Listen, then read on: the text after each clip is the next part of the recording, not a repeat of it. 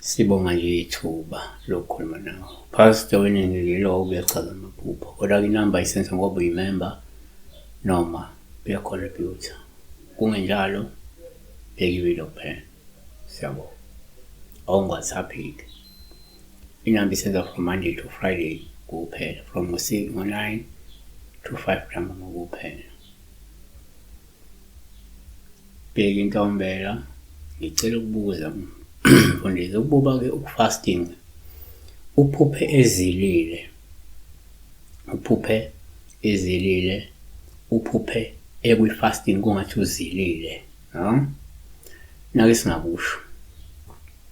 1, kuyenzeka okay, number 1,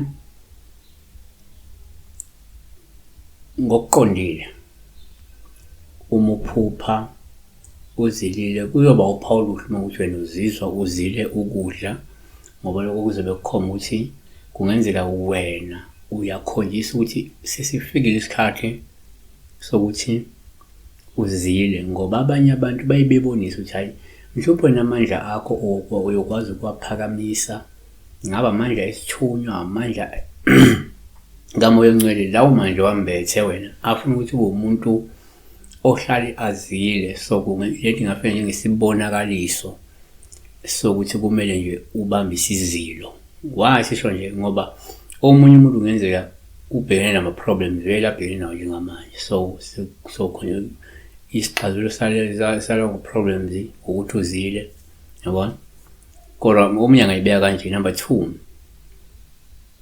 uma uphupha uzilile kuyaba uphawu olungaba oluhle uma uzile ukudla, olungasho kungenzeka ukhonjiswa ukuthi kumele ubambe isizilo. Kubalulekile ukuthi uzile ukudla ukuze uzothola amandla uphinde uphumelele okwenzayo. Shuthi kufana noku-recharge, yayibona. Number 3, kuyenzeka futhi umphupha uzilile kuba uphawu olungaba oluhle uma ukuthi uzile ukudla, olusho ukuthi kungenzeka uzothola izibusiso noma kuzothola indaba ezinhle emaduze, yabo.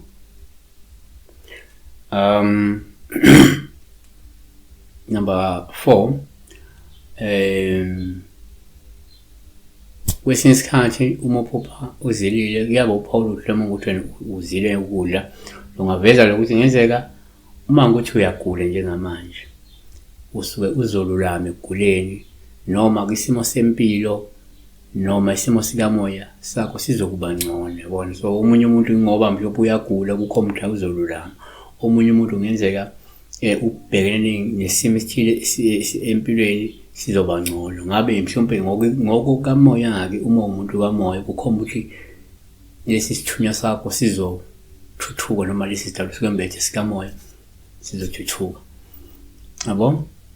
Number 6, kwabanye abantu uma uphupha-ke uzilile kuwuphawu olungaba oluhle uma uzile ukudla, olusho ukuthi-ke kungenzeka kunesifungo nje osithathile okumele usigcine futhi usihloniphe, noma njengamanje kunesinqumo osithathile osigcinayo nosihloniphayo, leso sinqumo leso, yabona. So usually kungenzeka uthatha isinqumo esithile noma uthatha isifungo esithile uyasigcina futhi uyasihlonipha. So buka ukuthi what is that you've done. Number 7, there are very few instances where uma uphupha uzile kuba uthola ukuthi umuntu ngoba is going through ama-difficulties noma uzobhekana ney'nkinga zezezimali maduze, yabona. Bakhona abantu abanjalo uma bephupha uzilile suke ezoshayeka ngakwezemali, uzoba ney'nkinga ezibhekana nazo emalini, suke ngeke ikwazi ukwenza inzuzo kahle uma elibhizinisi, yabona. Siyabonga.